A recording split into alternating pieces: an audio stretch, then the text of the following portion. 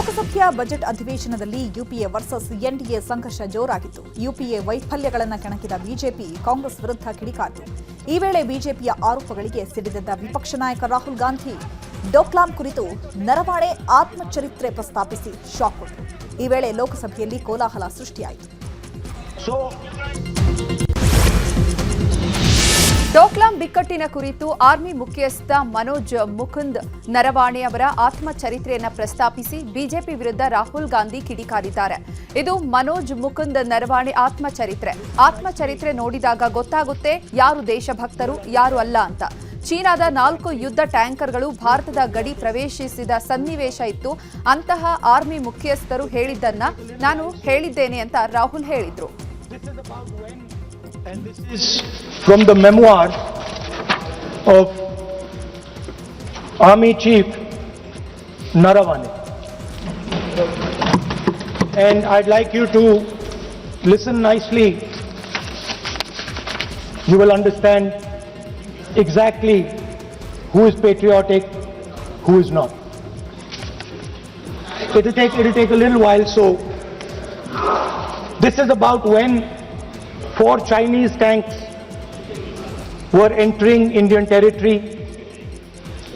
They were taking a ridge in Doklam, and the army chief writes, and I quote from an article that is quoting his book, and this.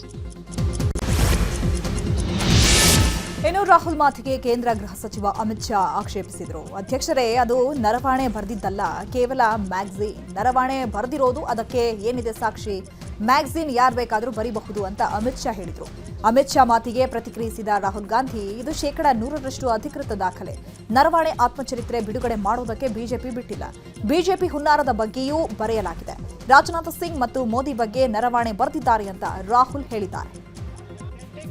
अध्यक्ष जी, वो magazine की report है, नरवणे जी ने नहीं कहा, इतना बोल दे। एक रिकॉर्ड पर बोले कि नरवणे ने नहीं कहा है। रक्षा मंत्री जी इतना ही कह रहे हैं कि नरवणे जी की पुस्तक को आप रिफर कर रहे हो, तो वो प्रकाशित हुई या नहीं हुई, वो स्पष्टता करें। नरवणे की रिपोर्ट नहीं है, नरवणे का पुस्तक नहीं है, इतना स्पष्टता करे। मैगजीन तो कुछ भी लिख सकता है। ऑथेंटिक है। इसमें नारावाने जी ने कहा है कि उनका मेमोआर है, उसे सरकार पब्लिश नहीं होने दे रही है, इसमें सब लिखा है। और मैं सिर्फ इसमें से 5 लाइन पढ़ना चाहता हूं, जिसमें नारावाने जी ने राजनाथ सिंह के बारे में और मोदी जी के बारे में बोला है।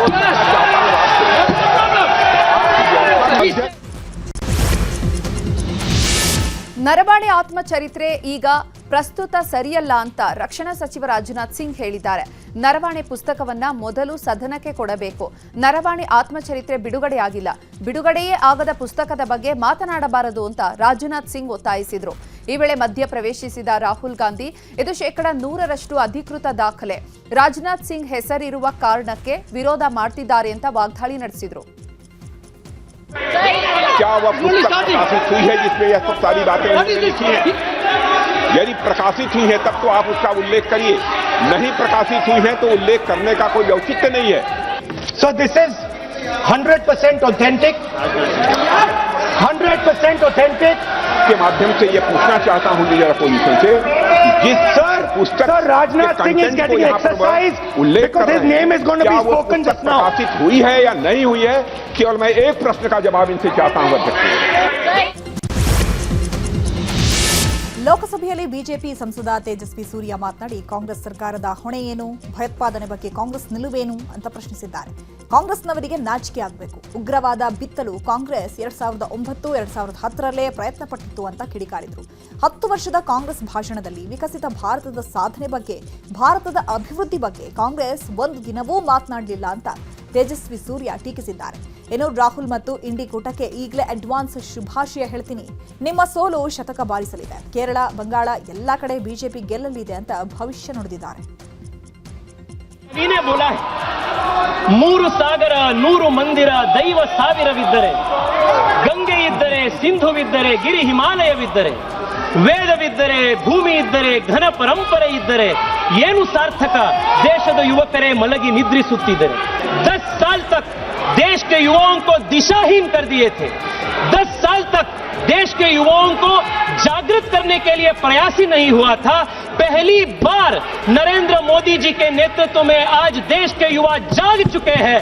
आज देश के युवा नए भारत बनाने का संकल्प कर चुके हैं. ರಾಜಕೀಯ ಸುದ್ದಿಗಳನ್ನ ನೋಡೋಣ. ರಾಜ್ಯಪಾಲರ ಭಾಷಣದ ಮೇಲೆ ವಿಧಾನಸಭೆಯಲ್ಲಿ ಸಿಎಂ ಸಿದ್ದರಾಮಯ್ಯ ಮಾತನಾಡಿ ಕೇಂದ್ರದ ವಿರುದ್ಧ ಗುಡುಗಿದ್ದಾರೆ. ಕೇಂದ್ರದಿಂದ ರಾಜ್ಯಕ್ಕೆ ಅನ್ಯಾಯ ಆಗಿದೆ. ಭದ್ರಾ ಮೇಲ್ದಂಡೆಗೆ 5,300 ಕೋಟಿ ಕೊಟ್ಟಿಲ್ಲ. ಇದು ಬಜೆಟ್ನಲ್ಲಿ ಘೋಷಿಸಿದ್ದ ಅನುದಾನ ಅಂದಿದ್ದಾರೆ. ಇದನ್ನ ಕೊಟ್ಟಿಲ್ಲ ಅಂತ ಹೇಳಿದ್ದು ಸುಳ್ಳ ಅಂತ ಪ್ರಶ್ನೆ ಮಾಡಿದ್ದಾರೆ. ರಾಜ್ಯಪಾಲರ ಬಾಯಲ್ಲಿ ಸುಳ್ಳು ಹೇಳಿಸೋ ಪ್ರಯತ್ನ ಅಂದ್ರಲ್ಲ, ಕೇಂದ್ರ ಸರ್ಕಾರ ಕೊಟ್ಟಿಲ್ಲ ಅಂತ ಹೇಳೋಕೆ ಹೊರಟಿದ್ದು ತಪ್ಪೆ ಅಂತ ಅಂದ್ರು. ಇನ್ನು ಇದೇ ವೇಳೆ ವಿಬಿಜಿ ರಾಮ್ಜಿ ಯೋಜನೆಯನ್ನು ಪ್ರಸ್ತಾಪಿಸಿ ಕಿಡಿಕಾರಿದ್ರು. ಕರ್ನಾಟಕ ನಾವು 4 ಲಕ್ಷ ಕೋಟಿಗಿಂತ ಹೆಚ್ಚಾಗಿ ಕೊಟ್ಟರು ಕೂಡ ನಮಗೆ ಬರೋದು ತೆರಿಗೆ ವಾಪಸ್ ಬರೋದು ಎಷ್ಟಪ್ಪ ಅಂತಂದರೆ 55ರಿಂದ 60 ಸಾವಿರ ಕೋಟಿ. ಆಮೇಲೆ GST ಇಂದ ವರ್ಷಕ್ಕೆ ಎಷ್ಟು ನಷ್ಟ ಆಗ್ತದೆ ಅಂತಂದರೆ 18ರಿಂದ 20 ಸಾವಿರ ಕೋಟಿ. ಕರ್ನಾಟಕ ಸರ್ಕಾರಕ್ಕೆ ಎಷ್ಟು ನಷ್ಟ ಆಯಿತು ಗೊತ್ತಾ? ಇಷ್ಟೊಂದು ನಷ್ಟ ಆಗಿದೆಯಲ್ಲ, ಇದು ಕರ್ನಾಟಕಕ್ಕೆ ಆದ ನಷ್ಟ, ಕರ್ನಾಟಕದ ಜನರಿಗೆ ಆದಂಥ ನಷ್ಟ. ನಾನು ನಾಳೆ ನಾಳಿದ್ದು 2 ದಿನ ಮನ್ರೇಗಾ ಚರ್ಚೆ ಮಾಡ್ತೀವಿ, ರೆಸಲ್ಯೂಷನ್ ಕೂಡ ಮಾಡ್ತೀವಿ. ಅದರಿಂದ ಹೆಚ್ಚು ಅದನ್ನ ವಿಶದವಾಗಿ ಹೇಳಲಿಕ್ಕೆ ಇವತ್ತು ಹೋಗಲ್ಲ. ನಾವು 4 ವಿಧಾನಸಭೆಯಲ್ಲಿ ಕೋಗಿಲು ಲೇಔಟ್ ಅಕ್ರಮ ಮನೆಗಳ ಬಗ್ಗೆ ಪ್ರಸ್ತಾಪ ಆಯಿತು. ಈ ಕುರಿತು ಉತ್ತರಿಸಿದ ಸಿಎಂ ಸಿದ್ದರಾಮಯ್ಯ, ಕೋಗಿಲು ಲೇಔಟ್ನಲ್ಲಿ 2019-22 ಮಧ್ಯೆ ಮನೆಗಳನ್ನ ಕಟ್ಟಿದ್ರು.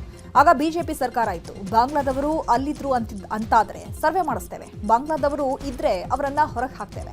ಅವರಿಗೆ ಮನೆ ಕೊಡಲ್ಲ. ಬಾರ್ಡರ್ನಿಂದ ಬಾಂಗ್ಲಾ ನುಸುಳುಕೋರರು ಬರ್ತಾರೆ. ಅವರನ್ನ ಕೇಂದ್ರದಲ್ಲಿರೋರು ತಡೆಯಬೇಕು ಅಲ್ವಾ ಅಂತ ಸಿಎಂ ಕಿಡಿಕಾರಿದ್ರು. ದೇಶದವರಿಗೆ ಮನೆ ಕೊಡಲ್ಲ. We have decided not to give, construct any house to the Bangladeshis. ಅದು ಕೊಡಲ್ಲ. ಅವರು ಒಂದು ವೇಳೆ ಇದ್ರೆ ಹೊರಗಡೆ ಕಳಿಸ್ತೀವಿ, ನಂಬರ್ 1. ಆಮೇಲೆ ಜಯಶ್ರೀ ಅವ್ರ ಬಗ್ಗೆ ಮಾತಾಡಿದ್ದಾರೆ. ಜಯಶ್ರೀ ಅವರಿಗೆ ನಾನು ಮಾಹಿತಿ ತರಿಸ್ತೀನಿ, ಇನ್ನು ಮಾಹಿತಿ ಇಲ್ಲ, ಆ ಮಾಹಿತಿ ಎಲ್ಲ ತರಿಸ್ತೀನಿ. ಅಲ್ಲಿ ರೆವಿನ್ಯೂ ಡಿಪಾರ್ಟ್ಮೆಂಟಿಂದ ಮಾಹಿತಿ ತರಿಸಿ ಅದು ನಿಜ ಆದರೆ, ನೀವು ಹೇಳ್ತಕ್ಕಂಥದ್ದು ನಿಜ ಆದರೆ, ಅವ್ರು ಹೇಳ್ತಕ್ಕಂಥದ್ದು ಸತ್ಯ ಆದರೆ ಅವ್ರ ಮೇಲೆ ಸಂಬಂಧಪಟ್ಟಂಥ ಅಧಿಕಾರಿಗಳ ಮೇಲೆ ಕ್ರಮ ತಗೊಳ್ತೀವಿ.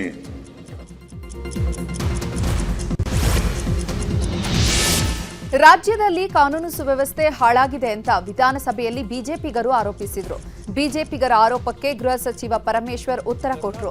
ಹೊರ ರಾಜ್ಯಗಳಿಗೆ ಹೋಲಿಸಿದ್ರೆ ಕಾನೂನು ಸುವ್ಯವಸ್ಥೆ ಕಾಪಾಡುವಲ್ಲಿ ಕರ್ನಾಟಕ ಮುಂದೆ ಇದೆ. ಬೇರೆ ಬೇರೆ ವರದಿಗಳೇ ಇದನ್ನ ಸ್ಪಷ್ಟಪಡಿಸಿವೆ. ಬಾಂಗ್ಲಾದಿಂದ ಅಕ್ರಮವಾಗಿ ಬರೋರು ಕೋಲ್ಕತ್ತಾ ಮೂಲಕ ಬರ್ತಾರೆ. ಆರ್ಮಿಯವರು ಯಾಕೆ ಅವರನ್ನ ತಡೆಯಲ್ಲ? ವಿಶೇಷ ಕಾರ್ಯಾಚರಣೆ ನಡೆಸಿ ಅವರನ್ನ ಪತ್ತೆ ಮಾಡಿ ವಾಪಸ್ ಕಳಿಸ್ತೇವೆ ಅಂತ ಪರಮೇಶ್ವರ್ ಹೇಳಿದ್ದಾರೆ. Judicial system, justice delivery according to judiciary, ಈ ಎಲ್ಲ ಪ್ಯಾರಾಮೀಟರ್ಸ್ನಲ್ಲಿ ಕರ್ನಾಟಕ ನಂಬರ್ 1 ಅಂತ ಹೇಳಿದರೆ, ಲಾ ಆ್ಯಂಡ್ ಆರ್ಡರ್ನ ನೀವು ಪ್ರಶ್ನೆ ಮಾಡೋದು ನಾನು ಸಮರ್ಥನೆ ಮಾಡೋಕ್ಕೆ ಹೋಗೋದಿಲ್ಲ. ಕರ್ನಾಟಕದಲ್ಲಿ ಹೊರ ರಾಜ್ಯಗಳಿಗೆ ಹೋಲಿಕೆ ಮಾಡಿದರೆ ಕರ್ನಾಟಕ ಲಾ ಆ್ಯಂಡ್ ಆರ್ಡರ್ ಸಿಚುವೇಶನನ್ನು ಮೇಂಟೈನ್ ಮಾಡೋದರಲ್ಲೇ ಸಮರ್ಥವಾಗಿ ಇದೆ. ಬಾಂಗ್ಲಾದಿಂದ ಭಾರತಕ್ಕೆ ಬರಬೇಕಾದ್ರೆ ಅವ್ರು ಬರೋದೇ ಕಲ್ಕತ್ತಾದ ಮೂಲಕ ಬರಬೇಕು. ಯಾರು ಬಾರ್ಡರ್ ನೋಡ್ಕೊಳ್ಳೋರು? ನಮ್ಮ ಮಿಲಿಟ್ರಿ ನೋಡ್ಕೊಳ್ಳುತ್ತೆ, ನಮ್ಮ BSF ಬಾರ್ಡರ್ ಸೆಕ್ಯೂರಿಟಿ ಫೋರ್ಸ್ ನೋಡ್ಕೊಳ್ಳುತ್ತೆ. ಅಲ್ಲಿ ಯಾಕೆ ಅಷ್ಟು ಇದಾಗಿ ಸುಲಭನಾಗಿ ಒಳಗಡೆ ಬಂದ್ಬಿಡ್ತಾರೆ ಅವರು? ರಾಜ್ಯ ಸರ್ಕಾರದಲ್ಲಿ ನಡೀತಾ ಇರುವ ಭ್ರಷ್ಟಾಚಾರವನ್ನ ವಿಧಾನ ಪರಿಷತ್ನಲ್ಲಿ ಸಿಟಿ ರವಿ ಪ್ರಸ್ತಾಪಿಸಿದ್ರು. ಶಿಸ್ತುಬದ್ಧ ಆಡಳಿತ ಅಂತಾರೆ. ಶಿಸ್ತುಬದ್ಧ ಆಡಳಿತ ಆಗಿದ್ರೆ ಸಾಲ ಯಾಕೆ ಮಾಡಿದ್ರು? ದರೋಡೆ, ಡ್ರಗ್ಸ್ ಪ್ರಕರಣ, ಸೈಬರ್ ಕ್ರೈಮ್ನಲ್ಲಿ ದಾಖಲೆ ಬರುತ್ತೆ. ಇದೆಲ್ಲ ಹೆಮ್ಮೆ ಪಡುವ ಸಂಗತಿನ? ಲೋಕಾಯುಕ್ತ ರೈಡ್ ಆಯ್ತು, ಆ ಇನ್ಸ್ಪೆಕ್ಟರ್ ಹೋ ಅಂತ ಕೂಗಿದ್ದಾನೆ. ರಕ್ಷಕರೇ ಭಕ್ಷಕರಾದ್ರೆ ಏನಾಗುತ್ತೆ? ಹುಚ್ಚರ ಮದುವೆಯಲ್ಲಿ ಉಂಡವನೇ ಜಾಣ ಅನ್ನುವ ಪರಿಸ್ಥಿತಿ ಆಗಿದೆ ಅಂತ ವಾಗ್ದಾಳಿ ನಡೆಸಿದ್ರು. ಶಿಸ್ತುಬದ್ಧ ಹಣಕಾಸು ಆಡಳಿತ, ಉತ್ತಮ ಕಾನೂನು ಸುವ್ಯವಸ್ಥೆ, ಸಮರ್ಥ ಆಡಳಿತ ನಡೆಸುತ್ತಿದ್ದೇವೆ. ಆದರೆ ವಾಸ್ತವಿಕ ಅಂಕಿಅಂಶಗಳು ಅದಕ್ಕೆ ತದ್ವಿರುದ್ಧವಾಗಿರ್ತಕ್ಕಂಥ ಅಭಿಪ್ರಾಯವನ್ನು ಮೂಡಿಸ್ತಾ ಇದ್ದಾವೆ. ಶಿಸ್ತುಬದ್ಧ ಹಣಕಾಸು ಆಡಳಿತ ಆಗಿದ್ರೆ 7,86,000 ಕೋಟಿ ಸಾಲ ಯಾಕೆ ಬಂತು? ಯಾಕೆ ಸಾಲ ಮಾಡಿದ್ರಿ? ಶಿಸ್ತುಬದ್ಧ ಹಣಕಾಸು ಆಡಳಿತ ಆಗಿದ್ರೆ ಆ ಸಾಲ ಮಾಡಿರೋದನ್ನು ತೋರಿಸುತ್ತೆ ನಿಮ್ಮದು ಶಿಸ್ತುಬದ್ಧ ಆಡಳಿತ ಅಲ್ಲ. ಸಾಲ ಮಾಡಿ ಆದರೂ ತುಪ್ಪ ತಿನ್ನುವಂತಕ್ಕಂಥ ಚಾರುವಾಕ ನೀತಿಯನ್ನ ಅಳವಡಿಸಿಕೊಂಡಿರ್ತಕ್ಕಂಥ ಆಡಳಿತ ಅನ್ನೋದನ್ನು ತೋರಿಸುತ್ತೆ. ಇನ್ನು ಉತ್ತಮ ಕಾನೂನು ವ್ಯವಸ್ಥೆ ನಮ್ಮ ಈ ಒಂದು 2.5 ವರ್ಷದಲ್ಲಿ ಒಳ್ಳೆ ಕಾರಣಕ್ಕೆ ಯಾವ್ದಾದ್ರು ಕಾರಣಕ್ಕೆ ಸುದ್ದಿ ಆಗಿದೆಯಾ? ನೀವು ಯಾವುದೇ ಪೇಪರ್ ಮುಖಪಟ ತೆಗೆದು ನೋಡಿ. ಡ್ರಗ್ಸ್ ಪತ್ತೆ ಯಾರು ಪತ್ತೆ ಹಚ್ಚಿದ್ದು? ಕರ್ನಾಟಕದ ಪೊಲೀಸರಲ್ಲ, ಮಹಾರಾಷ್ಟ್ರದ ಪೊಲೀಸರು ಪತ್ತೆ ಹಚ್ಚದು. ಅತ್ಯಾಚಾರದಲ್ಲಿ ದಾಖಲೆ. ಮೊನ್ನೆ ಒಬ್ಬರು ಲೋಕಾಯುಕ್ತ ರೈಡ್ ಮಾಡಿದ್ರು. ಆ ಇನ್ಸ್ಪೆಕ್ಟರ್ ನಾನೇನೋ ಇದೇನೋ ಪಿಕ್ಚರ್ ಟೀಸರ್ ಏನೋ ಅಂತ ಅನ್ಕೊಂಡೆ. ಟೀಸರ್ ಅಲ್ಲ ಅದು. ಓ ಓ ಓ ಅಂತಿದ್ದಾರೆ ಅವರು. ಯಾರು? ಈ ಇನ್ಸ್ಪೆಕ್ಟರ್ ಅಂತವ್ರು. ಅವರಿಗೆ 4 ಲಕ್ಷ ಲಂಚ ತಗೋಬೇಕಾದ್ರೆ ಹಿಡ್ಕೊಂಡಿದ್ದಾರೆ. ಶಿಸ್ತು. ವಿಧಾನಸಭೆಯಲ್ಲಿ ಪವರ್ ಶೇರಿಂಗ್ ಬಗ್ಗೆ ಪ್ರಸ್ತಾಪ ಆಗಿದ್ದು ಆಸಕ್ತಿಕರ ಚರ್ಚೆ ನಡೆದಿದೆ. ನನಗೂ ಡಿಸಿಎಂಗೂ ಆಗಲ್ಲ ಅಂತ ಬಿಜೆಪಿಯವರು ಹೇಳ್ತಾರೆ ಅಂತ ಡಿಕೆಶಿ ಕಡೆ ನೋಡಿದ ಸಿಎಂ ನಿನಗೂ ನನಗೂ ಹಾಲಾಹಲ ಇದೆ ಅಂತ ಅಂದ್ರು. ಮತ್ತೆ ಈ ವೇಳೆ ಸಮಯ ಅದಕ್ಕೆ ಉತ್ತರ ಕೊಡುತ್ತೆ ಬಿಡಿ ಅಂತ ಡಿಕೆಶಿ ಹೇಳಿದ್ದಾರೆ. ಆಗ ಅಶೋಕ್ ಕರೆಕ್ಟ್, ಒಂದು ಮಾತು 100 ಅರ್ಥ, ಇದು ಡಿಕೆಶಿ ಸ್ಟೈಲ್ ಅಂದಿದ್ದಾರೆ. ಸಮಯ ಉತ್ತರ ಕೊಡುತ್ತೆ ಅಂತ ಡಿಕೆಶಿ ಹೇಳಿದ್ದಾರೆ. ಆ ಸಮಯ ಯಾವಾಗ ಬರುತ್ತೆ ಅಂತ ಡಿಕೆಶಿ ಹೇಳಬೇಕು ಅಂತ ಕುಟುಕಿದ್ದಾರೆ ಅಶೋಕ್. ಈ ವೇಳೆ ಮಧ್ಯಪ್ರವೇಶ ಮಾಡಿದ ಸಂತೋಷ್ ಲಾಡ್ಗೆ ನೀನು ಯಾರ ಕಡೆ ಅಂತ ಟಕ್ಕರ್ ಕೊಟ್ಟಿದ್ದಾರೆ. ಹೇಳ್ತಾ ಇದ್ದೀರಲ್ಲ, ಚೀಫ್ ಮಿನಿಸ್ಟರ್ಗೂ ಡಿ.ಕೆ. ಶಿವಕುಮಾರ್ಗೂ ಜಗಳ ಇದೆ ಅಂತ. ಹಾಲು ಸಕ್ಕರೆ ಅಂತ ಹೇಳಿದೆಲ್ಲಪ್ಪ. ಇವ್ರಿಗೆ ನೋಡಿ, ನಿನ್ಗೆ ಹೇಳಿರೋದು ಹಾಲು ಅಂತ ನಿನ್ಗೆ ಹೇಳಿ, ನನಗೆ ಸಕ್ಕರೆ ಅಂತ ಹೇಳಿ, ಅವರು ಹಾಲು ಹಲ್ಲ ಹಾಲಾಹಲ ಅಂತ ಹೇಳಿದ್ರು. ಉತ್ತರ ಕೊಡ್ತದೆ ನೋಡಿ. ಇದು ಕರೆಕ್ಟ್. ಒಂದು ಮಾತಲ್ಲಿ 100 ಅರ್ಥ. That is D K Shivakumar. That is D K Shivakumar. ಒಂದು ಮಾತಲ್ಲಿ 100 ಅರ್ಥ ಕೊಡೋದೆ ಸನ್ಮಾನ್ಯ ಡಿ ಕೆ ಶಿವಕುಮಾರ್ ಅವರ ಟ್ಯಾಲೆಂಟ್. ನೀವ್ ಏನೇನ್ ಮಾತಾಡಿದ್ಯೆ ಕೆಲವು ವಿಚಾರಗಳು ನಾನೇನ್ ನೀವು. ಈಗ ರಾಜ್ಯದ ಸುದ್ದಿಗಳನ್ನು ನೋಡ್ತಾ ಹೋಗೋಣ.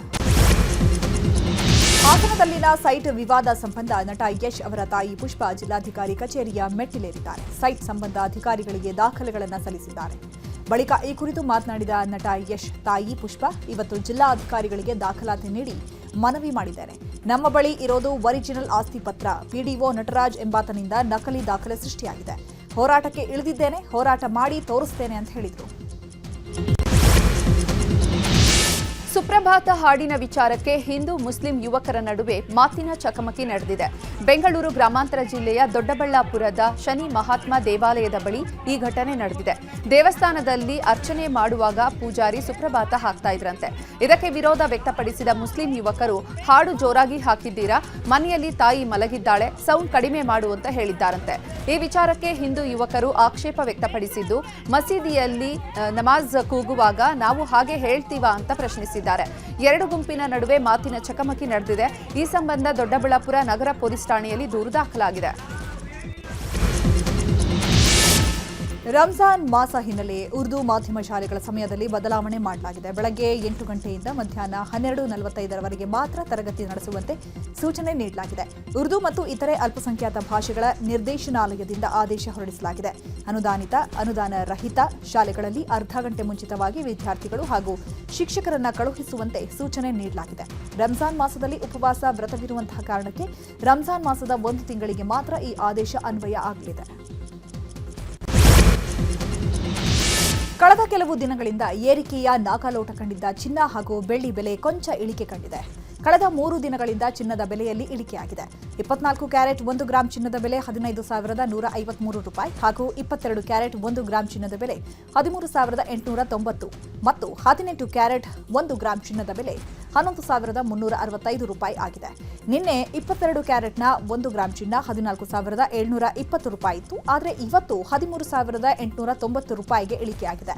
ಇನ್ನು ಬೆಳ್ಳಿ ಕೂಡ ಇಳಿಕೆಯಾಗಿದ್ದು ನಿನ್ನೆ 1 ಕೆಜಿ ಬೆಳ್ಳಿ ದರ 3,50,000 ರೂಪಾಯಿ ಇದ್ದಂತಹ ಬೆಲೆ ಇವತ್ತು 3,20,000 ರೂಪಾಯಿಗೆ ಇಳಿಕೆಯಾಗಿದೆ.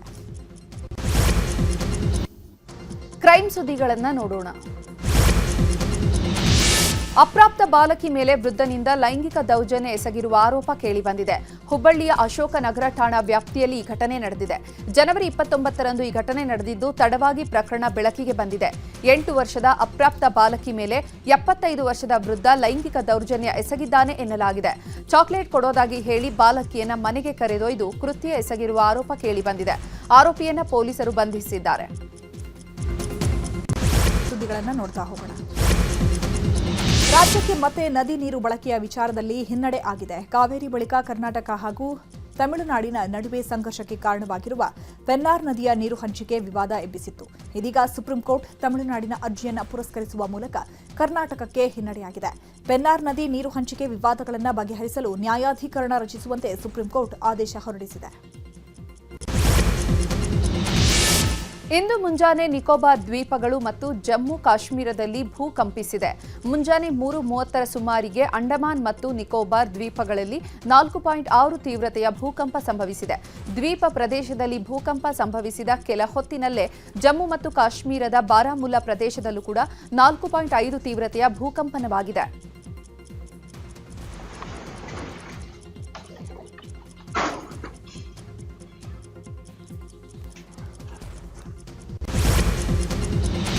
ಹಿಮಾಚಲ ಪ್ರದೇಶದಲ್ಲಿ ಹಿಮಪಾತ ವಿಪರೀತವಾಗಿದೆ. ರಸ್ತೆಗಳ ಸಂಪರ್ಕ ಕಡಿತಗೊಂಡಿದೆ. ದಂಧೇವಾರಿಯಲ್ಲಿ ಕೂಡ ಭಾರೀ ಹಿಮಪಾತವಾಗಿದ್ದು ಪಾರ್ಶ್ವವಾಯು ಪೀಡಿತ ಮಹಿಳೆಯನ್ನ ಭಾರತೀಯ ವಾಯುಪಡೆ ಏರ್ ಲಿಫ್ಟ್ ಮಾಡಿದೆ. 85 ವರ್ಷದ ವೃದ್ಧೆಯನ್ನ ರಕ್ಷಣೆ ಮಾಡಿ ಚೀತಾ ಹೆಲಿಕಾಪ್ಟರ್ನಲ್ಲಿ ಚಂಡೀಗಢಕ್ಕೆ ಸಾಗಿಸಿ ಆಸ್ಪತ್ರೆಗೆ ದಾಖಲಿಸಲಾಗಿದೆ. ಹಿಮಪಾತ ಮತ್ತು ಕಡಿಮೆ ಗೋಚರತೆಯ ನಡುವೆಯೂ ಸಮುದ್ರ ಮಟ್ಟದಿಂದ 9,000 ಅಡಿ ಎತ್ತರದಲ್ಲಿ ವಾಯುಪಡೆ ಸಿಬ್ಬಂದಿ ರಕ್ಷಣಾ ಕಾರ್ಯಾಚರಣೆ ನಡೆಸಿದ್ದಾರೆ.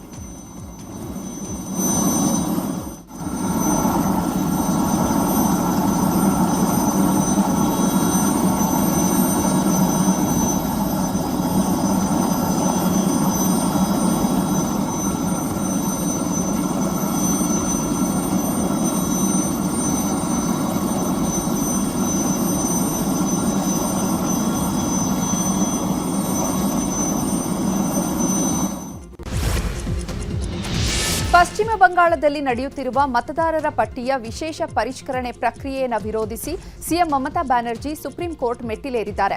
ಪಶ್ಚಿಮ ಬಂಗಾಳದಲ್ಲಿ ನಡೆಯುತ್ತಿರುವ ಎಸ್ಐಆರ್ ದೋಷಪೂರಿತವಾಗಿದ್ದು ಇಡೀ ಪ್ರಕ್ರಿಯೆಗೆ ತಡೆ ನೀಡಬೇಕು ಅಂತ ಸಿಎಂ ಮಮತಾ ಬ್ಯಾನರ್ಜಿ ಸುಪ್ರೀಂ ಕೋರ್ಟ್ಗೆ ಅರ್ಜಿ ಸಲ್ಲಿಸಿದ್ದಾರೆ. ಕೇರಳ, ತಮಿಳುನಾಡು ಬಳಿಕ ಬಿಹಾರದಲ್ಲಿ ಈಗ ಹಕ್ಕಿ ಜ್ವರದ ಆತಂಕ ಶುರುವಾಗಿದೆ. ಭಾಗಲ್ಪುರ ಜಿಲ್ಲೆಯ ನೌಘಾಚಿಯಾ ಪ್ರದೇಶದಲ್ಲಿ ಹಕ್ಕಿ ಜ್ವರದಿಂದ ಪಕ್ಷಿಗಳು ಸಾಯ್ತಾ ಇದೆ.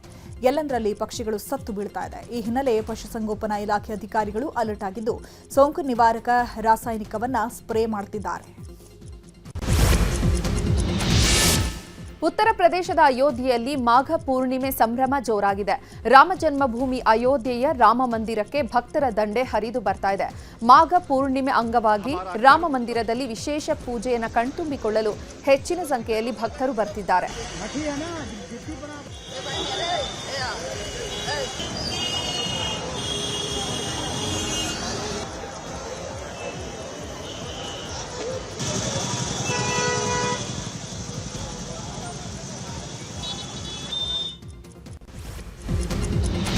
ಟಿಬೆಟಿಯನ್ ಧರ್ಮಗುರು ದಲೈ ಲಾಮಾ ಅವರು ಗ್ರಾಮಿ ಪ್ರಶಸ್ತಿ ಗೌರವಕ್ಕೆ ಭಾಜನರಾಗಿದ್ದಾರೆ. 68ನೇ ಗ್ರಾಮಿ ಪ್ರಶಸ್ತಿಯಲ್ಲಿ ದಲೈ ಲಾಮಾ ಅವರ meditations the reflections of his holiness the Dalai Lama ಎಂಬ ಆಡಿಯೋ ಬುಕ್ಗಾಗಿ ಪ್ರಶಸ್ತಿ ಬಂದಿದೆ.